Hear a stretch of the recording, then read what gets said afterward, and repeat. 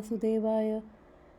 नारायणं नमस्कृत्य नरं चैव नरोत्तमं देवीं सरस्वतीं व्यासं ततो जयमुदीरयत्।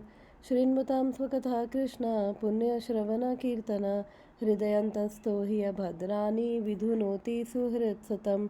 नष्टप्रायेषु अभद्रेषु नित्यं भागवतसेवया भगवती उत्तम श्लोके भक्तिर्भवति नैष्ठिकी। कृष्णाय वासुदेवाय देवकी नन्दनाय च नन्दगोपकुमाराय गोविन्दाय नमो नमः। मूकं करोति वाचालं पङ्गुं लङ्घयते गिरिं यत्कृपातमहं वन्दे श्रीगुरुदीनतारिणम्। नमो विष्णुपादाय कृष्णप्रेष्ठाय भूतले श्रीमद्भक्तिवेदान्त स्वामिनिति नामिने नमस्ते सरस्वते देवे गौरवाणी प्रचारिणे निर्विशेष शून्यवादी पाश्चादेशतारिणे जगद्गुरु शिल प्रभुपाद की जय। शिल गुरुदेव की जय। हरे कृष्णा, वेलकम। आज हम रीड कर रहे हैं Shrimad Bhagavatam canto 1 chapter number 4 और वर्स नंबर 1। तो फोर्थ चैप्टर का नाम है अपीयरेंस ऑफ श्री नारदा, श्री नारद जी का प्राकट्य। तो इस चैप्टर के अंदर बेसिकली हम पढ़ेंगे कि नारद जी जो हैं वो प्रकट होते हैं और व्यास देव जी जब इतने सारे उन्होंने वेद वेदांत सूत्र और पुराण सबकी उन्होंने कंपाइल किया व्यास देव जी ने, उसके बाद भी वो डिसअपॉइंटेड थे। तो फिर नारद जी आते हैं और उनको बताते हैं कि आपने सब कुछ धर्म अर्थ काम मोक्ष आपने सब कुछ बता दिया है और इवन भगवान को भी अलग अलग वेज में थोड़ा थोड़ा ग्लोरीफाई किया है। तो अब आप श्रीमद् भागवतम वो उनको कंपाइल करने की वो उनको प्रेरणा देते हैं नारद जी। फिर ये सब चीज़ें भी कि परीक्षित महाराज कौन है, क्यों उनको कर्ज मिला, इतने बड़े राजा थे। और फिर ये सुखदेव गोस्वामी ये वहाँ कैसे पहुँचे, क्यों परीक्षित महाराज गंगा के तट पे वो फास्ट कर रहे थे।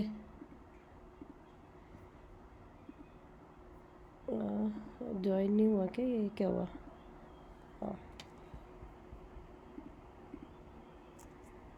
ओके, हरे कृष्णा खुशी। तो हरे कृष्णा माता जी। चैप्टर 4 में हम ये सबके बारे में पढ़ेंगे, नारद जी के बारे में, सुखदेव गोस्वामी के बारे में परीक्षित महाराज जी के बारे में, उनकी महानता और वो सब हम पढ़ेंगे चैप्टर नंबर 4 में। तो भगवान की कृपा से हम चैप्टर नंबर 4 स्टार्ट करते हैं आज। व्यासुवाच इति ब्रुवाणां संस्तुत्या मुनीनां दीर्घशत्रिणां वृद्धाकुलपतिसूतं बहवृचा शौनको ब्रवीत्। व्यास उवाच इति ब्रुवाणां संस्तुत्या मुनीनां दीर्घशत्रिणां वृद्धकुलपतिसूतं बहवृचा शौनको ब्रवीत्। कोई वर्ड रिसाइट करेगा? मैं करूँ माता जी? हाँ, श्योर। व्यासोवाच इति ब्राह्मणां संस्तुत्या मुनीनां दीर्घशत्रिणां वृद्धकुलपतिसूतं बहवृच शौनका ब्रवीत्। इति ब्रुवाणां संस्तुत्या मुनीनां दीर्घशत्रिणां वृद्धकुलपतिसूतं बहवृच शौनका ब्रवीत्। Okay, thank you.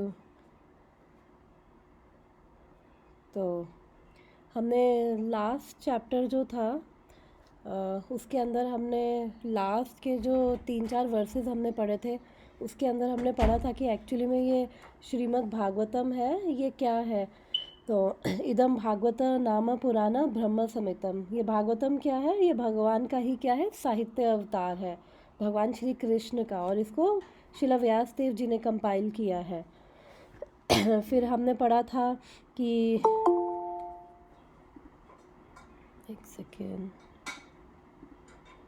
हरे कृष्णा, ये क्या ज्वाइन हुआ क्या? ओके। फिर हमने पढ़ा था कि इसको व्यास देव जी ने अपने ही पुत्र जो कि सुखदेव गोस्वामी हैं, जो ऑलरेडी रियलाइज सोल है और आत्मवताम वरम, उनको उन्होंने इस श्रीमद् भागवतम को सुनाया। एंड देन हमने पढ़ा था कि कृष्ण स्वधामोपगते धर्म ज्ञानादि भी सह, कि जो लास्ट जो 6 क्वेश्चंस पूछे थे, मैं एक बार ही बता देती हूँ कि कौन से 6 क्वेश्चंस पूछे थे। फर्स्ट चैप्टर में जो ये शौनक आदि ऋषि है, उन्होंने 6 क्वेश्चंस पूछे थे सूत गोस्वामी जी से।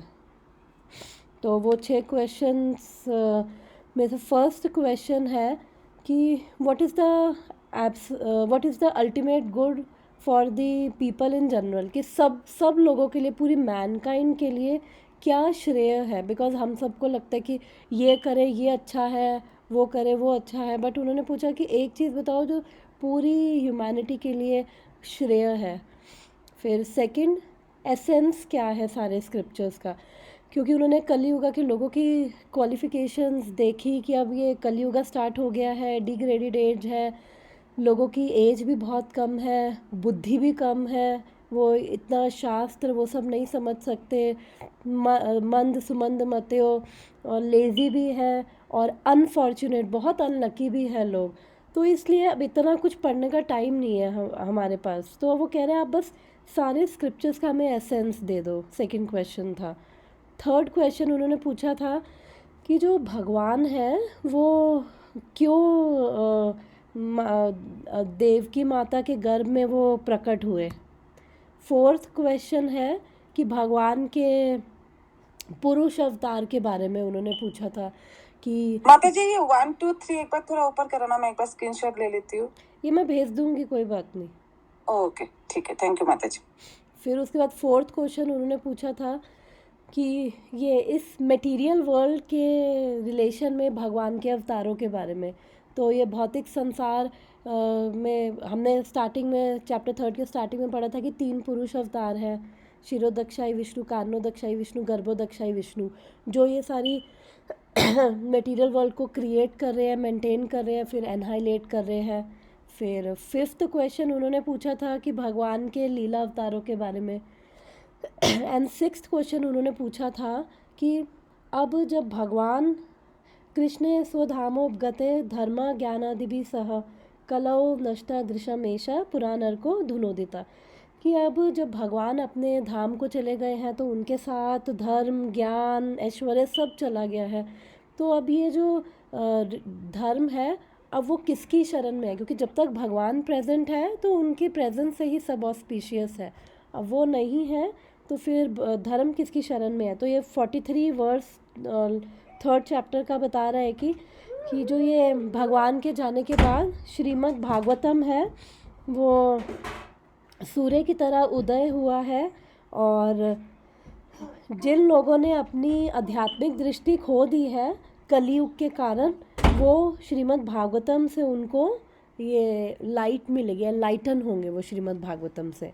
तो ये 6 क्वेश्चंस पूछे थे नैमिषारण्य में ऋषिगणों ने। तो इनके लीडर कौन है? शौनक ऋषि इनके लीडर हैं, और कम से कम 88,000 ऋषि इकट्ठे हुए थे नैमिषारण्य में, ये देखते हुए कि कलयुग की क्या कलयुग आ रहा है, भगवान भी अब चले गए, तो अब क्या किया जाए सब जिससे सबका कल्याण हो। तो नैमिषारण्य में फिर ये 88,000 ऋषि इकट्ठे हुए। फिर वहाँ पे सूत गोस्वामी वहाँ पे उस असेंबली में गए थे, और ये तो सारे यज्ञ कर रहे थे बैठ के। फिर सूत गोस्वामी ने इनको भागवतम जब सुनाया, अभी लास्ट 44 वर्स में उन्होंने बोला कि यथामति और अपनी जितनी मेरी बुद्धि है और जितने मैंने रियलाइज़ किया है उस हिसाब से अब मैं आपको श्रीमद् भागवतम सुनाऊंगा। तो आज का वर्स फिर ये जो 4th चैप्टर है, ये आज का वर्स वहीं से ही कंटिन्यू हो रहा है, क्योंकि यहाँ पे वो बोल रहे हैं कि इति ब्रुवानाम समस्तुया समस्तुत्या समस्तुया, कि इति यानी कि इस प्रकार मैं हिंदी में भी खोल देती हूँ वर्ड मीनिंग, कि व्यास उवाचा, व्यासदेव जी ने कहा, इति इस प्रकार, ब्रुवा नाम बोलते हुए, समस्तुया बधाई देकर, मुनि नाम बड़े बड़े साधुओं में, दीर्घकालीन, सत्री नाम यज्ञ संपन्न करने में लगे रहने वाले, वृद्ध वयोवृद्ध, कुलपति सभा के अध्यक्ष, सूतम सूत गोस्वामी को, बहुऋच विद्वान शौनक ने अब्रवीत संबोधित किया। तो जैसे लास्ट वर्स में सूत गोस्वामी ने बोला कि मैं जो जितना मेरी अंडरस्टैंडिंग है, जो मैंने रियलाइज़ किया है, मैं उस हिसाब से फिर मैं आपको भागवतम सुनाऊंगा। तो अब उससे शौनक आदि ऋषि हैं वो बहुत खुश हो गए, क्योंकि लास्ट वर्स में उन्होंने क्या बोला था, विप्रशेर भूरी तेजसा, कि और भूरी तेजसा यानी कि ये बहुत शक्तिशाली हैं, और ये सुखदेव गोस्वामी की कृपा से ये समझ पाए हैं। हमने पढ़ा था ना कि क्या क्वालिफ़िकेशन है, तो जो गुरु है उनकी कृपा एक्चुअली क्वालिफ़िकेशन है। और फिर उन्होंने बोला कि यथाधीतम यथामथि, कि वो जो भागवतम उन्होंने शिला सुखदेव गोस्वामी जी से सुनी है, और वो कह रहे हैं उसमें मैं कोई कल्पना नहीं डाल रहा हूँ, और जो जितना मेरी अंडरस्टैंडिंग है, जो मैंने रियलाइज़ किया है, मैं उसके हिसाब से आपको आगे सुना रहा हूँ। तो इसलिए बोल रहे इति ब्रुवम, कि इस प्रकार से जो सुना है वही आपको सुना रहा हूँ। और फिर शौनक आदि ऋषि हैं वो यहाँ पे खुश हो गए। समस्तुया मतलब कि वो स्तुति करने लग गए हैं, कि वो वो क्या स्तुति कर रहे हैं, कि मुनि नाम दीर्घ क्षत्रि नाम वृद्धा कुला पति सुतम। कौन उनकी स्तुति कर रहा है सूत गोस्वामी की, जो मुनियों में, जो मुनि 1000 वर्षों तक इन्होंने सोचा था कि हम यज्ञ करेंगे, और इन्होंने वो संकल्प लिया था, तो उनके बीच में जो वृद्ध हैं और कुलपति हैं, मुनि नाम दीर्घ क्षत्रि नाम वृद्धा कुलपति सूतम, कि उनमें जो वृद्ध है कुलपति है, या किसकी बात कर रहे हैं यहाँ पे, शौनक ऋषि की। तो शौनक ऋषि जो ये 88,000 ये इकट्ठे हुए हैं ऋषिगण, उनके लीडर हैं, उन सबको ये रिप्रेजेंट कर रहे हैं, तो इसलिए इनको बोला जाता है शौनक आदि ऋषि, यानी कि शौनक एक्सेट्रा सबको ले लिया जाता है। तो अब ये इनका नाम क्या है, शौनक ऋषि है।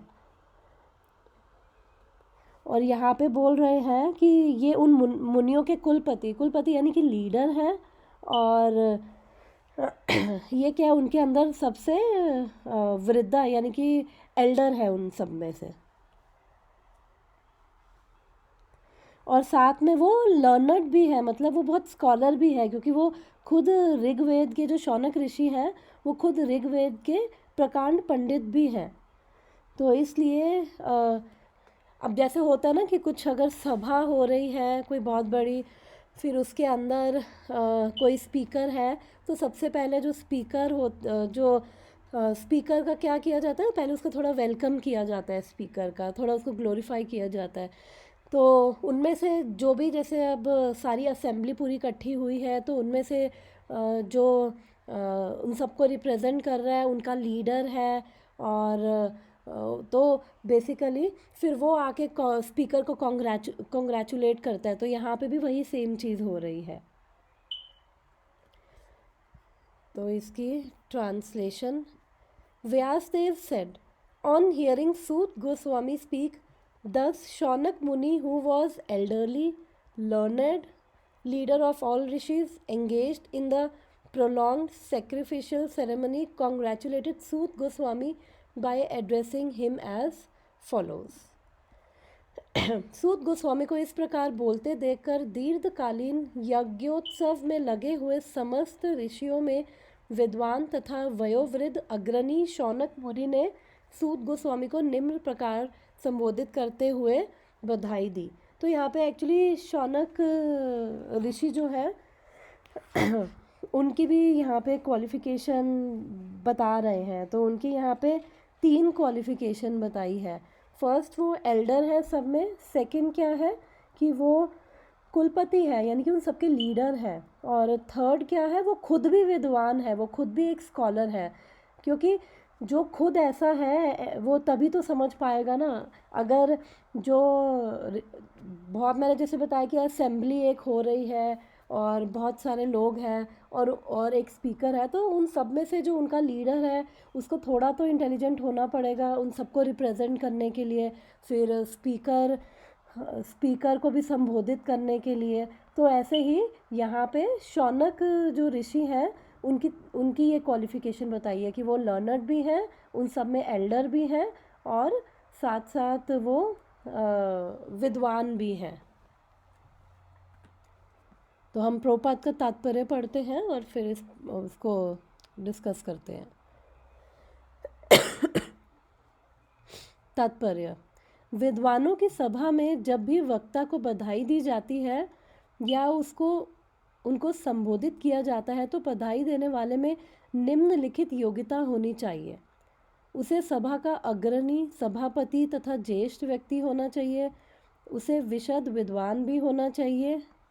श्री शौनक आदि ऋषि में ये सारी योग्यताएं थी।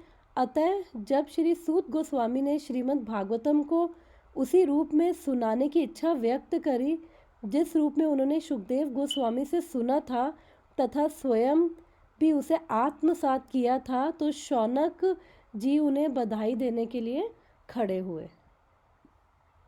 इतना डिस्कस करते हैं। तो यहाँ पे जो 3 क्वालिफ़िकेशन बताई गई है यहाँ पे शौनक ऋषि की, तो उसमें से यस, अगर और हम देखें भी, अगर वैसे भी नॉर्मल हम लाइफ में देखें, अगर कोई एल्डर हो हमसे और साथ में हमसे ज्ञान भी उसको ज़्यादा हो और लीडर हो, तो लोग वैसे ही रिस्पेक्ट करते हैं। तो ये 3 क्वालिफ़िकेशन तो इनमें है शौनक ऋषि में। अब ये अगर मान लो कि किसी के अंदर मान लो कि अब यहाँ पे तो बोला है कि वरिष्ठ है, वृद्ध है, तो अब जो अगर सूत गोस्वामी की बात करें तो 88,000 ऋषि इकट्ठे हुए थे, और उन सब ने, जब सूत गोस्वामी वहाँ पे आए तो उन सब ने क्या एग्री किया, वो तो यज्ञ करने के लिए, बिकॉज उनको लगा कि हम यज्ञ करेंगे और उससे सबका भला होगा। फिर सूत गोस्वामी आए, जब श्रीमद् भागवतम सुनाने को कहा तो वो बहुत खुश हुए कि यस, यही सबके लिए बेस्ट है, तो वो सब एग्री किए। और सूत गोस्वामी तो उनके अंदर एल्डर भी नहीं है, वो तो एज में, वो तो पता नहीं कितने 1000 साल उनकी एज थी, बिकॉज द्वापर में एज ज़्यादा थी। तो वो ऋषि जो थे सूत गोस्वामी से सब बड़े थे। और अगर देखा जाए तो अगर इससे हमें समझ आता है कि अगर कोई एल्डर अगर हमसे कोई एल्डर है तो यस, बिकॉज वो हमसे एल्डर है उसको रिस्पेक्ट देना चाहिए। अगर स्टिल एल्डर, अगर और भी चीज़ें देखी जाए क्या योग्यता है उसको रिस्पेक्ट देने की, तो सिर्फ एल्डर ही नहीं, बिकॉज सूत गोस्वामी तो उनसे एज में तो बड़े नहीं थे, उनसे एज में तो छोटे थे, बट वो ज्ञान में उन सबसे बड़े थे। तो उसके बाद भी इन लोगों ने, कि इवन दो एज में छोटे थे लेकिन ज्ञान में बड़े थे, स्टिल उन लोगों ने उनको रिस्पेक्ट दिया सूत गोस्वामी जी को। और अगर हम देखें, अगर ब्राह्मण भी होते हैं, कई बार होता है ना कि जब ब्राह्मण आते हैं तो लोग पाँव भी छूते हैं, और कई एज में भी बड़े होंगे फिर भी वो, चाहे ब्राह्मण एज में छोटा हो फिर भी उसके पाँव छुए जाते हैं, बिकॉज ऑफ एज से ज़्यादा मैटर क्या करती है, उसके क्वालिफ़िकेशन क्या है। तो अगर किसी का ज्ञान ज़्यादा है तो वो, अगर उसकी एज कम है तो भी वो रिस्पेक्टेबल है। और ऊपर से जो कथा, अभी भागवतम की कथा स्टार्ट होगी, कथा चल रही है, तो शौनक ऋषि जो है वो अगर खुद इंटेलिजेंट नहीं है, अगर उनको खुद उनके अंदर इतनी इंटेलिजेंस नहीं है तो वो समझेंगे क्या, वो क्या कथा समझेंगे और क्या आगे फिर वो, क्योंकि जब हमें कुछ चीज़ समझ नहीं आएगी तो हम फिर आगे उसके उसके वो बारे में इंक्वायरी कैसे करेंगे। और तो इसलिए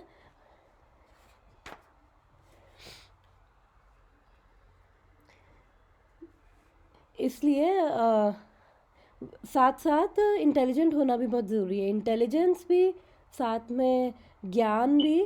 तो फिर इसका मतलब वो सूत गोस्वामी जो थे उनकी ये फुलफ़िल कर रहे थे।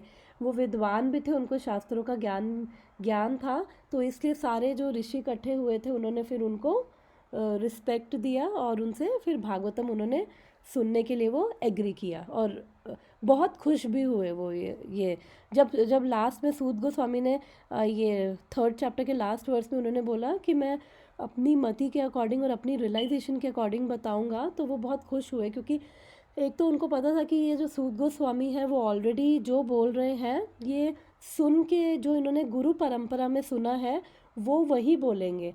और इसलिए वो खुश थे कि अब ये जो इतना इम्पोर्टेंट सब्जेक्ट मैटर है श्रीमद् भागवतम, अब ये हमको सुनाने जा रहे हैं।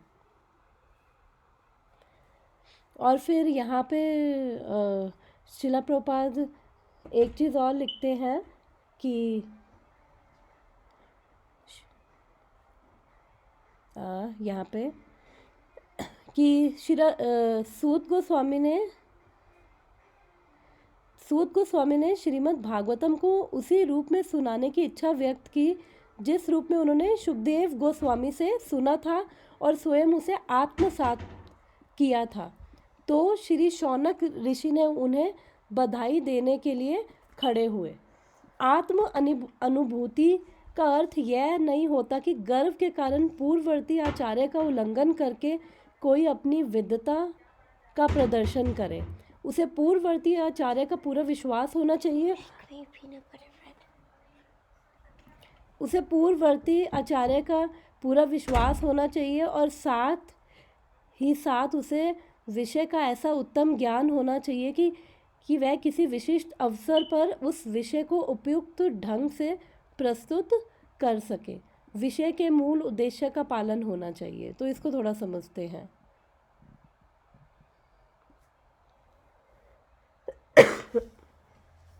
तो यहाँ पे बोल रहे हैं कि इंग्लिश में भी एक बारी मैं इसको पढ़ती हूँ।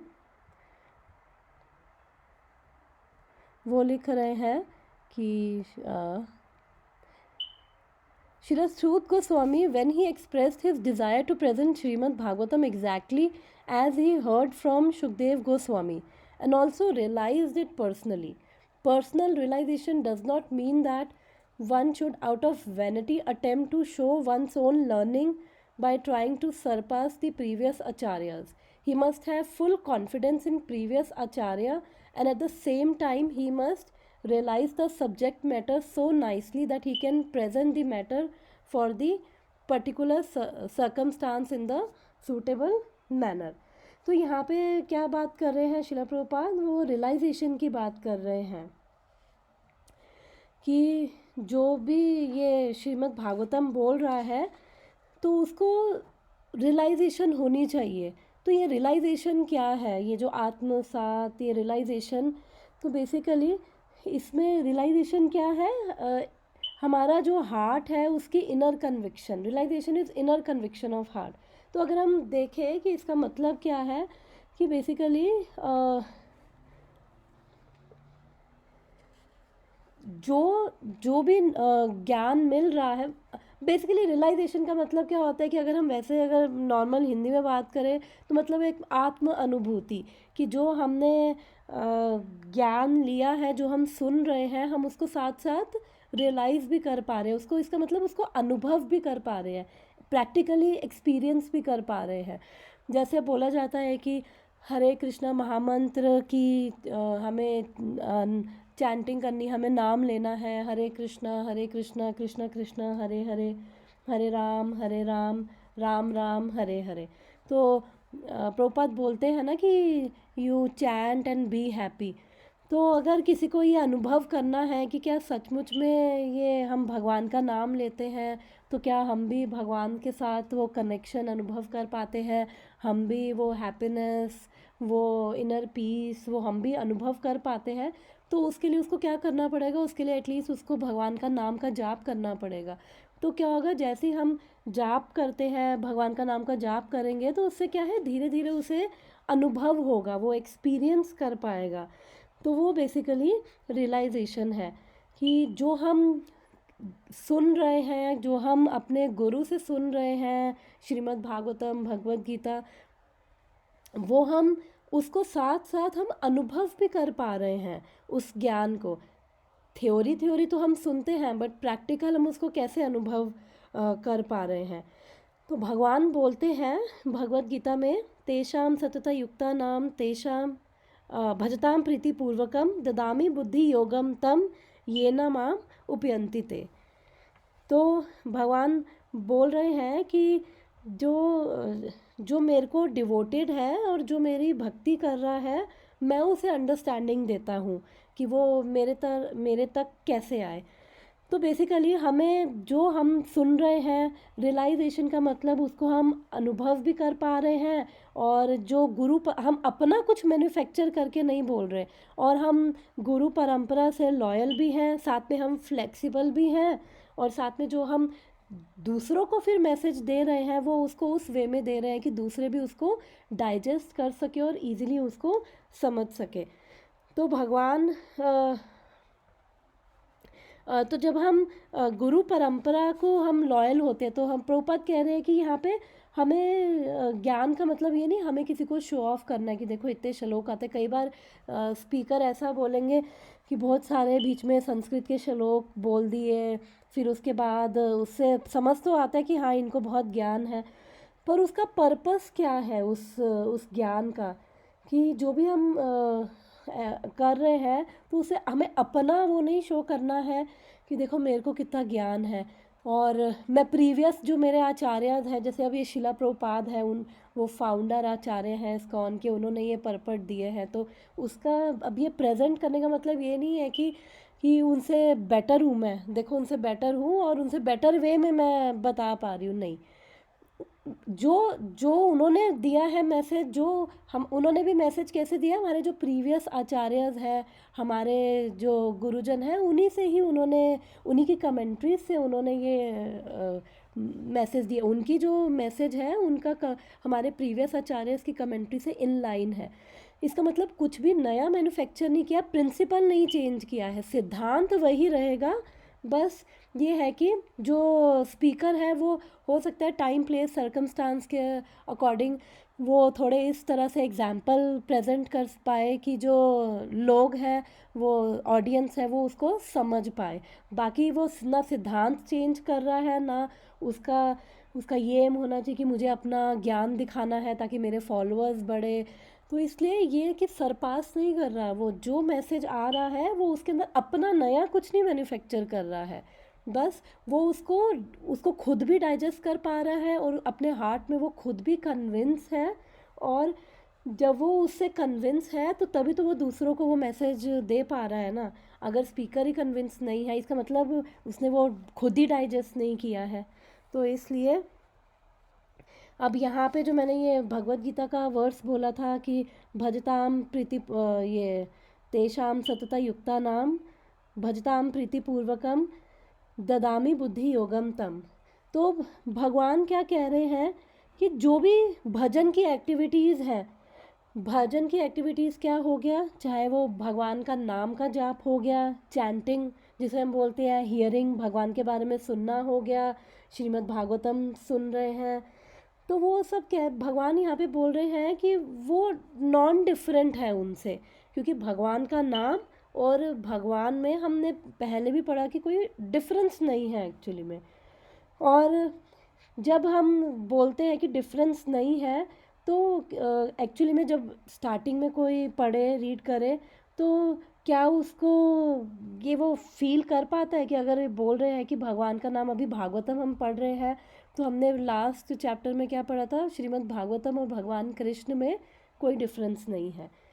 तो अगर हम चाहे भगवान का नाम ले रहे हैं, भगवान के बारे में सुन रहे हैं, हम भगवत गीता या भागवतम पढ़ रहे हैं, तो वो भगवान से डिफरेंट नहीं है। तो यही यही जो है ओरिजिनल हमारा वो मैसेज है। और जो वो बात अलग है कि हमारी अपनी इनएबिलिटी है, कि हमारे को वो फेथ नहीं है कि हम उसको समझ पाए कि भगवान और एक्चुअली में भगवान और भगवान के नाम में डिफरेंस नहीं है। तो भगवान फिर यही बोल रहे हैं कि हम इसको फिर कैसे समझे। तो भगवान बोल रहे हैं प्रीति पूर्वकम। तो जब हम प्रेम पूर्वक, जब हम जो हमें अपने हमारे गुरुजन से आ रहा है, जब हम उसको प्रेम पूर्वक हम समझते हैं, तो तब हमें हम प्रेम पूर्वक उसको लेते हैं, तब हमें समझ आता है कि एक्चुअली में भगवान और भगवान के नाम में, भगवान और भगवान की कथा में, भगवान और भगवान के विग्रह में कोई डिफरेंस नहीं है। और बस विद लव एंड डिवोशन हम एक्चुअली में भगवान कह रहे हैं कि जो इस तरह से प्रीति पूर्वक हम जो समझता है, जो ये एक्सेप्ट कर रहा है, तो भगवान कह रहे हैं ददामी बुद्धि योगम तम, फिर मैं उसको एक्चुअली में वो इंटेलिजेंस देता हूँ। तो भगवान वो इंटेलिजेंस देते हैं उसको, फिर जाके जब भगवान की कृपा होती है, गुरु की कृपा होती है, तब जाके हमें वो रियलाइजेशन होती है। रियलाइजेशन वो अनुभव होता है कि अनुभव क्या हो रहा है कि कि भगवान क्या है, कि एक कोई आसमान में बैठे हुए कोई एलियन नहीं है, या मंदिर में कोई मूर्ति नहीं है, एक्चुअली में वो एक पर्सन है। और जब हम पढ़ते हैं भागवतम, तो हमें समझ आने लगता है। और जितना हम भगवान की भक्ति में लगते हैं, भगवान का नाम का जाप करते हैं, तो वो हम अपनी लाइफ में अनुभव करने लग जाते हैं भगवान के साथ जो आदान प्रदान है, क्योंकि वो खुद एक पर्सन है, एक पर्सनालिटी है। उनके अंदर भी इमोशंस है, जैसे हम लोग इमोशंस है ना। हम अब अगर जनरली बात की जाए कि बहुत सारे तरीके अलग अलग लोग बोलते हैं ये मेडिटेशन कर लो, कोई कैंडल की फ्लेम पे, कोई किसी पे सोफ़े पे, उस पे दीवार पे। तो ये सब चीज़ें हैं ना, ये बहुत बड़ी आर्टिफिशियल सी हैं, क्योंकि हम थोड़े टाइम तो ये चीज़ें कर लेंगे कि किसी ने बोला कैंडल की फ्लेम पे कर लो, दीवार पे देखते रहो, यही मेडिटेशन है, अपनी थॉट्स को ख़त्म कर दो, फलान ढमकान। अर्जुन भी बोल रहे हैं भगवत गीता में भगवान को कि जबकि वो कंट्रोल कर सकता था, कह रहे कि मैं हवा को रोक सकता हूँ लेकिन अपने मन को नहीं कंट्रोल कर सकते, इतना पावरफुल है ये मन। तो फिर ये चीज़ें जो है ना, अगर हम दीवार पे मेडिटेट कर रहे हैं, कैंडल की फ्लेम पे मेडिटेट कर रहे हैं, तो उससे क्या है कि लॉन्ग टर्म में ना वो हमें फ्रस्ट्रेट ही कर देगा, क्योंकि कुछ हमें फील ही नहीं होगा, एक्सपीरियंस ही नहीं होगा। लेकिन जब हम भगवान के साथ, हम भगवान का नाम का जाप करते हैं, भगवान के साथ हमारा जब कनेक्शन बनता है ना, तो एक्चुअली में हम वो अंदर, जो हमारे अंदर वो अनुभूति हम फील कर सकते हैं। और उसके लिए रियलाइज्ड होने की ज़रूरत नहीं है। ऐसा नहीं है कि जो सिर्फ सेल्फ रियलाइज है केवल वही फील कर पा रहे हैं। जो जितना भगवान के अंदर शरणागत है, जितना सरेंडर है, वो उस लेवल पे अनुभव कर पा रहा है। तभी एक्चुअली में हम भगवान को अनुभव कर पा रहे हैं, भगवान के नाम में, भगवान के ये श्रीमद् भागवतम में, भगवत गीता में, तभी हम एक्चुअली इसको सुन पा रहे हैं। क्योंकि कहीं ना कहीं थोड़ी बहुत अनुभूति अगर हमें होती है ना, तो वो उसकी वजह से फिर हम वो चीज़ कर पाते हैं, और भगवान की कृपा से ही अनुभूति होती है।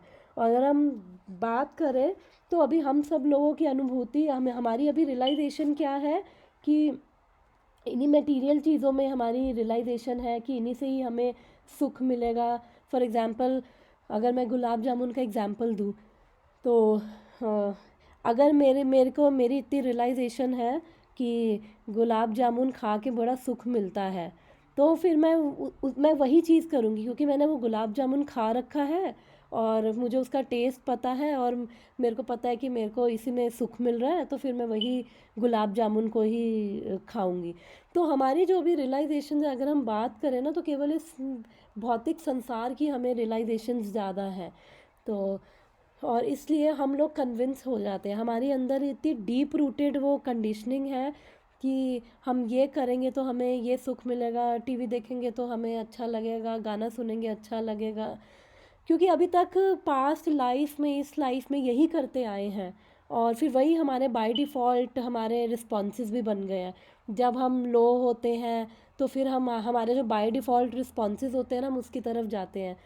अगर कोई मान लो कि कोई बोर फील कर रहा है, लोनली फील कर रहा है, या किसी ने उसको कुछ कह दिया, तो वो क्या होगा, बाय डिफ़ॉल्ट जो उसका रिस्पॉन्स होगा, फ़ोन उठाया, उंगली चलाने लग गए। क्योंकि बाय डिफ़ॉल्ट अभी तक क्या है कि अगर कुछ भी किसी ने कुछ कहा तो अभी तक हमने जो जो किया है ना वही हमारे बाय डिफ़ॉल्ट रिस्पॉन्स बन जाते हैं। कोई खाने शुरू कर देगा, ओवर ईटिंग शुरू कर देगा, कोई टीवी देखना शुरू कर देगा, कोई मोबाइल देखना शुरू कर देगा, तो ये सब हमारे क्या है, डिफ़ॉल्ट रिस्पॉन्स है।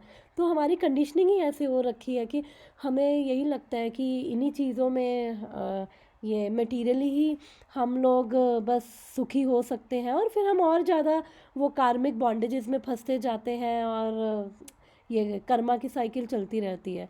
लेकिन जब हम भगवान के साथ संबंध में आते हैं, क्योंकि जैसे मैंने बताया कि वो एक पर्सन है, और एक पर्सन होने के नाते जब उनके साथ वो कनेक्शन जुड़ता है, तो उनके साथ जैसे हम जैसे हम दूसरे लोगों के साथ रिलेशनशिप में होते हैं, तो हम लोगों को थोड़ा अच्छा लगता है ना, अगर हम रिलेशनशिप में हैं, कोई हमें प्रेम कर रहा है, प्रेम से बात कर रहा है, हमारी बात मान रहा है, केयर कर रहा है, तो वो इमोशंस हमें जो फील होते हैं ना, तो वो अच्छा लगता है। तो सेम भगवान के साथ है।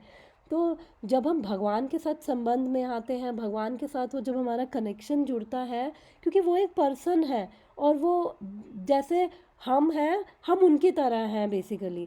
तो इसलिए हमारी भी इमोशनल नीड्स हैं, पर भगवान तो खैर आत्मा राम है। लेकिन जो भी हमारी नीड्स हैं, हम जब इस संबंध में आते हैं भगवान के साथ, तो वो बिकॉज़ भगवान हमारे साथ रेसिप्रोकेट करते हैं, आदान प्रदान करते हैं, तो इसलिए भक्ति में क्या है, बोला जाता है रियलाइजेशन होती है आपको।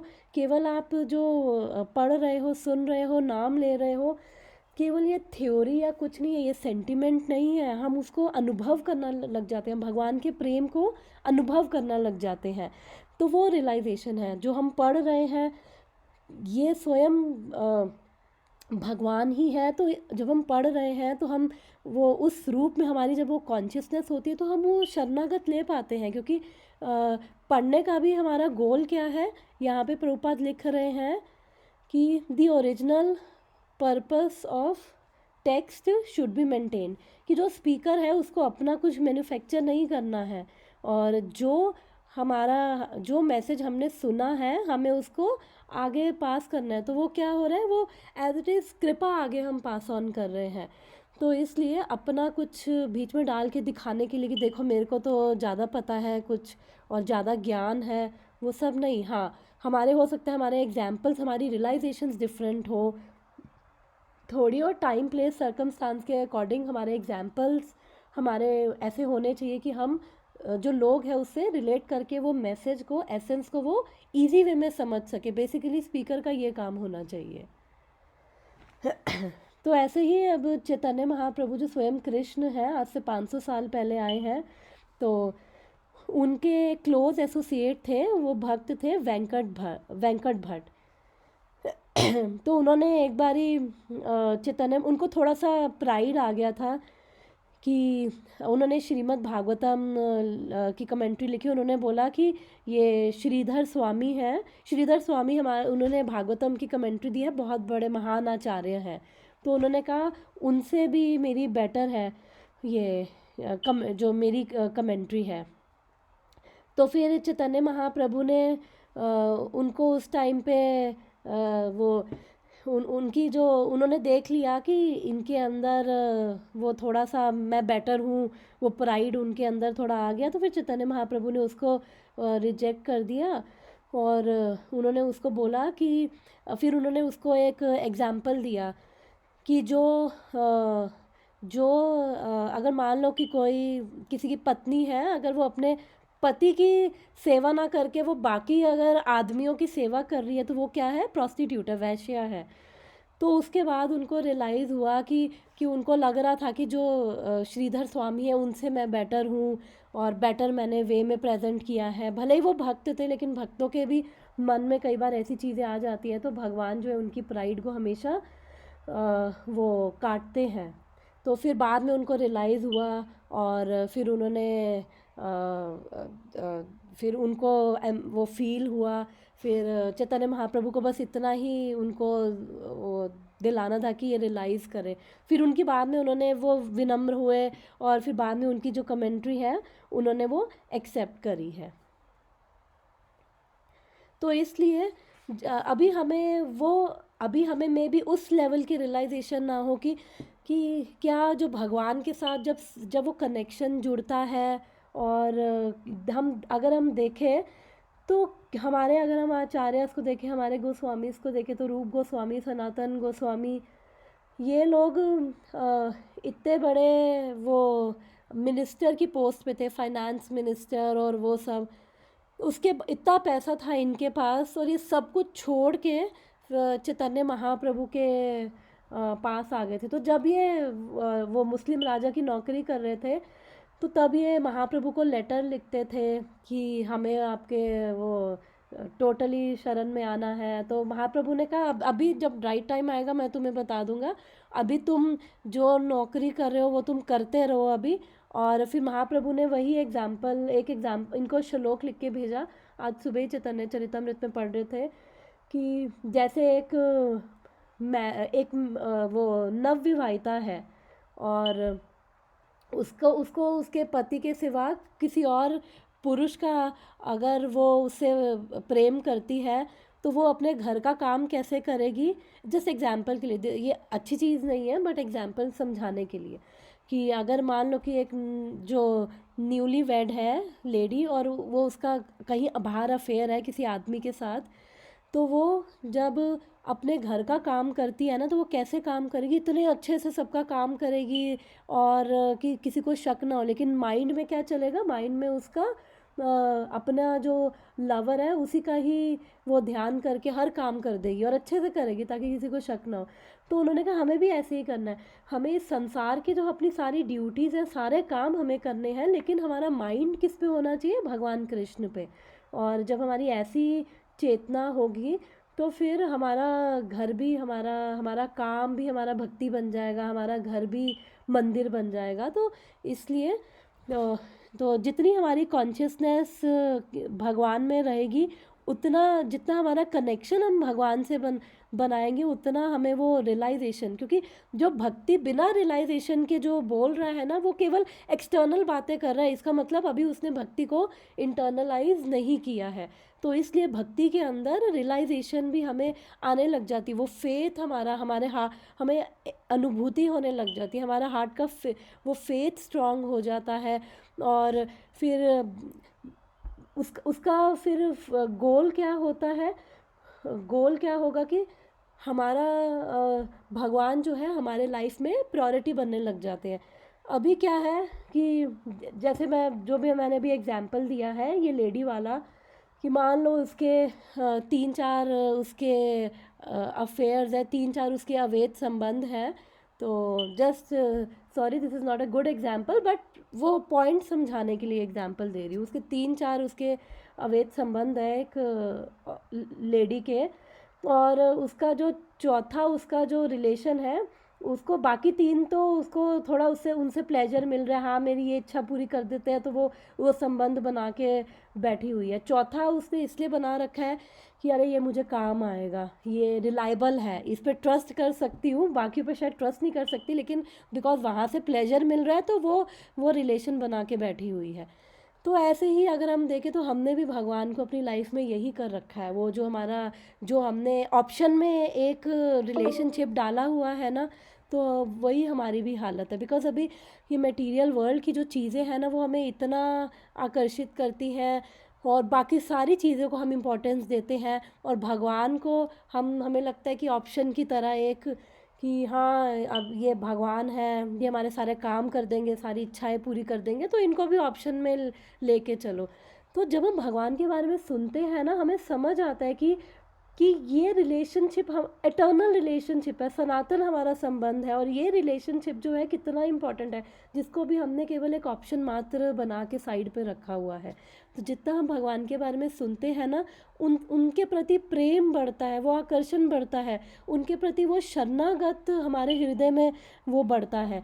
तो यही पर्पस है, उनसे संबंध बनाने के लिए हम प्रेरित होते हैं कि वाह, कि अगर इतने महान हैं, महान तो है भगवान, सारे वेद पुराण उनकी स्तुति गा रहे हैं, और सब वो त्रिलोक के स्वामी हैं, कितना हम वो पीछे पड़ चुके हैं कि भगवान ये हैं वो हैं, तो वो तो है, महान तो है। और केवल महान नहीं है, महान के साथ साथ वो स्वीट भी हैं, और वो कितने हमसे प्रेम करते हैं।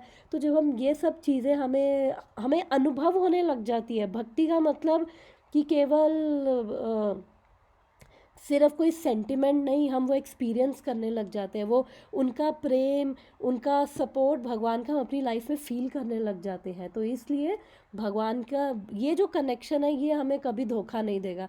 दुनिया के सारे कनेक्शन, सारे हमारे जो आश्रय हैं, वो हमारे क्या है, फॉल्स होप है। लेकिन जो केवल एक भगवान का जो भगवान के साथ जो कनेक्शन है, भगवान के साथ संबंध है ना, केवल मात्र वही हमें यहाँ से केवल बचा पाएगा। तो इसलिए भगवान महान के साथ साथ वो इतने, उनकी स्वीटनेस है, उनकी इतनी माधुर्य है, उनका अंदर इतना प्रेम है, और वो हमसे प्रेम करते हैं, एक एक जने से वो प्रेम कर रहे हैं। और इसलिए वो ग्रंथ के रूप में हमारे पास आ गए हैं, अपने नाम के रूप में हमारे पास आ गए हैं, अपने अर्चा विग्रह के रूप में हमारे पास आ गए हैं, वो हर वे से हमारे पास आ गए हैं, बस हमें ही उनको स्वीकार करना है। तो इसलिए हमें वो ये जो सबसे इम्पोर्टेंट संबंध है, उसको हमें ऑप्शन में नहीं डालना है।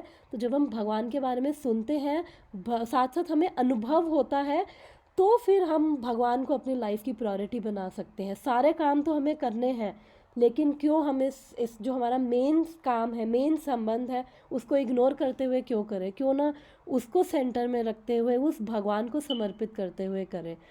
तो जब ऐसी हमारी चेतना रहेगी कि भगवान को जो ये बोल रहे हैं, भगवान की कृपा से, भगवान की प्रसन्नता के लिए, क्योंकि श्रीमद् भागवतम भगवान श्री कृष्ण है, तो जब हम उनकी प्रसन्नता के लिए बोल रहे हैं, तो जो ओरिजिनल पर्पस है इस टेक्स्ट का, फिर हम मेंटेन रहता है। क्योंकि भागवतम क्या बता रही है, भगवान कृष्ण की केवल शरणागति लेने को बता रही है, भगवान कृष्ण की शरण में जाके, और उनकी महानता, उनकी मधुरता बता रही है। तो इसलिए प्रभुपाद कह रहे हैं कि जो स्पीकर है, जब वो रियलाइज़ कर रहे हैं, तो उनको और अगर किसी को रियलाइजेशन हो रही है, और अगर उसको साथ में घमंड भी आ रहा है कि देखो मैं तो कितना महान बन गया, भगवान की कृपा से मुझे ये अनुभव हो रहा है। और अनुभव भी ऐसा होता है कि जब कोई सिचुएशंस आती है ना, तो हम वो जो हम ये सुन रहे हैं ना अभी, ये सिचुएशंस में एक्चुअली में अप्लाई हम कर पाते हैं, तो वो रियल अनुभव होता है। तो ये भगवान हमें इंटेलिजेंस देते हैं। 12 मिनट भगवान बोल रहे हैं ना, ददामी बुद्धि योगम तम, कि मैं इंटेलिजेंस देता हूँ कि अगर हम उनकी शरण में जाते हैं, और ये तेषाम सतता युक्ता नाम भजताम प्रीतिपूर्वकम, अगर हम उनको प्रीतिपूर्वक, कि yes Krishna I am sorry, इतने टाइम से मैंने ये जो रिलेशन है, मैंने इसको बिल्कुल ऑप्शन में रखा, मैंने इग्नोर किया, बट अब मैं प्रीतिपूर्वक, with love and devotion, Krishna with my own choice, भगवान चाहते हैं कि हम वॉलेंट्रली उनके पास आए। वो हमारी कनपट्टी पे बंदूक रख के, वो चाहे तो बंदूक रख दे, भैया मैं जगत का स्वामी हूँ, आ जाओ वरना जाओगे यहाँ से, ऐसा कुछ नहीं कर रहे। वो चाहते हैं वॉलेंट्रली आउट ऑफ लव आए उनके पास। तो इसलिए जब वो कह रहे हैं कि जब कोई प्रीतिपूर्वक ऐसे भजता है, तो फिर मैं क्या करता हूँ, ददामी बुद्धि योगम तम, और ये ना मामुपयंती थे, मेरे तक आने के मैं उसके लिए रास्ते खोल देता हूँ। तो वो हमें अनुभव करवाने लग जाते हैं। हमारे जो अभी अनुभव केवल ये मटेरियल है, वो हमारे स्पिरिचुअल हमारे हमारे हार्ट में स्पिरिचुअल एक्सपीरियंसेस होने लग जाते हैं, जिनमें हमें वो जॉय, आनंद फील होने लग जाता है, और ये जो भगवान के साथ जो कनेक्शन है, हमें वो स्ट्रॉन्ग फील होने लग जाता है। तो आई थिंक थोड़ा सा टाइम है, और ये लास्ट का भी पढ़ लेते हैं। तो इसलिए प्रभुपाद कह रहे हैं कि जब स्पीकर बोल रहा है, फिर उसको ये उस जो सब्जेक्ट है, जो सिद्धांत है, उसको नहीं बदलना है। और सिद्धांत ही है कि श्री कृष्ण भगवान है तो वो हर सिचुएशन में, हर उसमें भगवान है और हमेशा रहेंगे। खींचातान कर उसका कुछ दुर्बोध अर्थ नहीं निकालना चाहिए, अपितु श्रोताओं को समझने के लिए उसे रोचक ढंग से प्रस्तुत करना चाहिए। कि हमें थोड़ा सा यस, अपने हमारे जो एग्जाम्पल्स होते हैं, हम अपने जो भगवान की कृपा से हमें इंटेलिजेंस मिलती है, रियलाइजेशन होती है, तो हमें अगर उसमें प्राइड आता है तो वो चीज़ चली भी जाती है। तो इसलिए प्राइड नहीं करना है और उसको मैसेज को ज़्यादा खींचातानी करके आलतू फालतू का कुछ जोड़ के वो सब में नहीं प्रेजेंट करना है। इसे आत्मसात करना कहते हैं कि खुद भी डाइजेस्ट कर लिया है और उसके बाद भगवान ने इंटेलिजेंस दिया कि हम प्रैक्टिकली उसको कैसे अप्लाई करें लाइफ में, वो भी हम कर रहे हैं। साथ में फिर हम कन्विंस है दूसरों को भी हम वो कृपा दे पा रहे हैं, क्योंकि खुद भी वो कृपा अनुभव कर रहे हैं तो दूसरों को भी वो दे पा रहे हैं। सभा के अगुओं शौनक ने वक्ता श्री सूत गोस्वामी के महत्व का यथाधीतम तथा यथामथि कहकर अनुमान लगा लिया था। अतएव परम प्रसन्न होकर वह उन्हें बधाई दे रहे हैं, क्योंकि अब सूत गोस्वामी ने कहा यथाधीतम यथामति, कि जैसे मेरी अंडरस्टैंडिंग है और जैसे मैंने रियलाइज़ किया है मैं उसके अकॉर्डिंग आपको सेम वही सुनाऊंगा। तो वो कॉन्ग्रेचुलेट कर रहे हैं, वाह, बहुत खुश हो रहे हैं। ऐसे व्यक्ति से कभी नहीं सुनना चाहिए जो मूल आचार्य का प्रतिनिधित्व ना करता हो। अतएव इस सभा में वक्ता तथा श्रोता दोनों ही प्रामाणिक थे, जिससे श्रीमद् भागवतम को दूसरी बार सुनाया जा रहा था। भागवत के ऐसे मानक वचन से वास्तविक उद्देश्य को बिना किसी कठिनाई के स्थिर रखा जा सकता है। ऐसी स्थिति उत्पन्न किए बिना बाह्य प्रयोजनों के लिए भागवत का वाचन वक्ता तथा श्रोता दोनों के लिए व्यर्थ का श्रम है। तो कह रहे हैं कि जो रियल पर्पस क्या है भागवतम का, रियल पर्पस यही है कि जो हम ये सुन रहे हैं, हम ये इस संबंध के प्रति हम समझ पा रहे हैं भगवान की मधुरता, भगवान की महानता के साथ साथ, महान तो वो है नो डाउट, महानता के साथ साथ उनकी मधुरता जब हम समझते हैं तो हम भगवान के शरणागत हो पा रहे हैं ना। हम उस संबंध के प्रति हमारा प्रेम, हमारा आकर्षण जागृत हो रहा है और हम भगवान की सेवा में लग रहे हैं। भगवान की सेवा क्या है, प्रेममय सेवा क्या है, भगवान की भक्ति। क्योंकि भक्ति करके ही तो हम भी तो प्रैक्टिकली अपने तरफ से हमारा एफर्ट क्या है, भगवान की भक्ति, भगवान का नाम का जाप, भगवान के बारे में सुनना, ये ग्रंथ पढ़ना, तो हम ये सब कर रहे हैं। तो अल्टीमेटली हम जो श्रीमद् भागवतम का गोल यही है कि भगवान कृष्ण की हम भी शरण ले सके, उस जो हम भूल चुके हैं एक्चुअली में कि हम कौन हैं और हमारा क्या संबंध है उनके साथ। जब वो हमें समझ आने लगता है तो फिर हम भगवान की अल्टीमेटली सरेंडर हो पाते हैं, हम भगवान से प्रेम कर पाते हैं।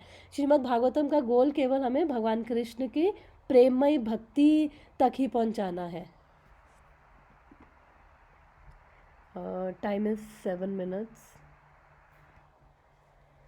तो वो कह रहे हैं कि अगर ये गोल नहीं है, बिकॉज ऐसे कथाएं तो श्रीमद् भागवतम की बतेरी हो रही हैं, लेकिन कितने लोग, बड़े बड़े पंडाल लगते हैं, लोग लाखों रुपए खर्च करते हैं, लेकिन उसके बाद भी अगर ये जो गोल है भागवतम का, भगवान कृष्ण की से प्रेम, भगवान कृष्ण के प्रति समर्पण, अगर ये अचीव नहीं हो रहा है तो इसका मतलब वो कह रहे हैं कि सारे पंडाल ये सब क्या है, यूजलेस लेबर है। तो यहाँ पे क्या था, जो ये अभी भागवतम अभी स्टार्ट हो रही है, यहाँ पे जो वक्ता है यानी कि जो स्पीकर है वो भी प्रामाणिक है और जो सुनने वाले हैं वो भी कितने एंथुजियास्टिक है, वो भी प्रामाणिक है। तो जब ऐसे प्रामाणिक दोनों स्पीकर भी होंगे और ऐसे ही जब प्रामाणिक वक्ता भी होंगे तो फिर अपने आप ही ये जो गोल है भगवान के प्रति प्रेम, भगवान की प्रेममयी भक्ति, भगवान की शरणागति, वो अपने आप अचीव हो जाएगा। क्योंकि बाकी सारी जगह पे तो जो अलग अलग चीज़ें बताई जाती है, वहाँ पे धर्म अर्थ काम मोक्ष अलग अलग शास्त्रों में बात की जाती है कि थोड़ा सा कैसे धर्म करें, फिर उसके बाद जब हम धार्मिक होते हैं, रिलीजियस प्रिंसिपल फॉलो करते हैं, तो उससे हमें अर्थ मिलता है, यानी कि इकोनॉमिक डेवलपमेंट, वेल्थ मिलती है। फिर उससे काम, हमारी सारी इच्छाएं पूरी होती हैं। फिर उसके बाद क्या है, उसके बाद बस फ्रस्ट्रेट हो गए, अब चलो मोक्ष। ये तो सारे बातें कर रहे हैं, अलग अलग शास्त्र बातें कर रहे हैं, लेकिन ये श्रीमद् भागवतम स्पेशली क्या बता रहा है, भगवान की प्रेम के बारे में, प्रेममय भक्ति के बारे में वो ग्लोरीफाई कर रहा है। क्योंकि जो हम सब भगवान के ही अंश हैं, और हम भगवान की ही प्रेम करके, भगवान से ही शरणागतों के भगवान की ही सेवा करके में एक्चुअली में हम लोग, यही हमारा गोल है और यही हमारा पर्पस है। अदरवाइज़ हम बस यहीं पे इस मटेरियल वर्ल्ड के बस चक्कर ही लगाते रहेंगे, अगर हम इस गोल, अपने पर्पस को नहीं समझेंगे। और बाकी सारे शास्त्र भी ठीक है, कहीं ना कहीं कुछ ना कुछ थोड़ा बहुत बताते हैं, लेकिन अल्टीमेट गोल जो है वो केवल श्रीमद् भागवतम से हमें समझ आ रहा है। तो इसलिए अगर ये बड़ी बड़ी कथाएं करके भी अगर ये चीज़ नहीं हमें आ रही, वो जहाँ पे जो स्पीकर भी प्रामाणिक होगा, वो गुरु शिष्य परंपरा में सुन रहा है, जो मैंने बताया था 4 संप्रदाय हैं, केवल उन्हीं में से ही हमें सुनना चाहिए, क्योंकि वो सारे क्या है, प्रामाणिक है। उनके अंदर जो स्पीकर आ रहे हैं वो प्रामाणिक हैं, और फिर उन्हीं में ही हमें सुनना चाहिए। जब ये दोनों प्रामाणिक होंगे, तो फिर क्या होगा, हम अपना जो पर्पस है, रियल गोल है, वो हम अचीव कर पाएंगे। इस जन्म मृत्यु की साइकिल से तभी बाहर निकल पाएंगे। इसके बियॉन्ड ये टेम्परेरी सफरिंग, ये वर्ल्ड क्या है, टेम्परेरी है, सफरिंग है। इसके बियॉन्ड एक भगवान का धाम है, जहाँ पे कोई मिजरी नहीं है, जहाँ पे सब ब्लिसफुल है, हैप्पीनेस है। हमें वहाँ पे एक्चुअली में जाना है, भगवान के ही पास, भगवान के ही धाम में। तो भगवान के शरण में जाके, भगवान की प्रेममयी भक्ति से, और प्रेम इसलिए कर रहे हैं क्योंकि भगवान हमसे प्रेम करते हैं ना। तो हम, कोई अगर हमसे इतना प्रेम कर रहा है, और हमें कितना अच्छा लगता है ना कि वाह, ये मेरा वेल विशर है, ये मुझे कितना प्रेम करता है, और ये मुझे कभी गलत गाइड नहीं करेगा लाइफ में। तो जब हमें कोई ऐसा पर्पस हमारे अपनी लाइफ में होता है, तो उस रिलेशन में हम कितना वो ब्लिस फील करते हैं। तो वही रिलेशन जो है, वो भगवान का संबंध है हम लोग का, हम लोग के साथ। तो 3 मिनट्स है, अगर किसी का कुछ क्वेश्चन है या कुछ ऐड करना